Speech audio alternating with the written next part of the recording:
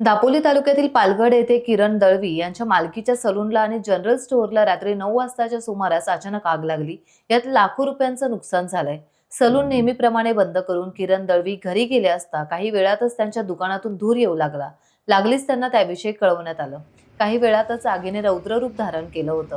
गावकरीही मदतीला आले, पण लाखोंच्या सामानासहित भिंतींच्या टाईल्स सुद्धा निखळून पडल्या, तर सिमेंटचे पत्रे जळून खाक झाले। आग लागण्याचं नेमकं कारण काय? आग लागली की जाणीवपूर्वक लावली गेली, असे प्रश्न आता उपस्थित होत आहेत।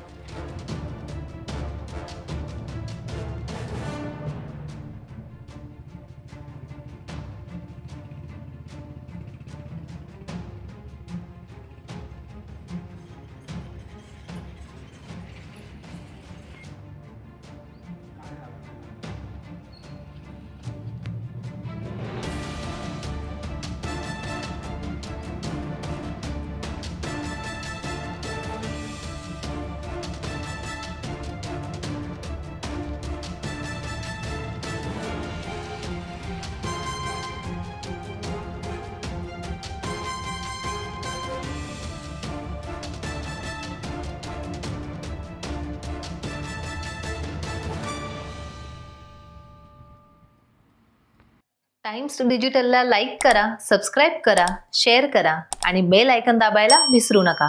पाहत रहा टाइम्स डिजिटल।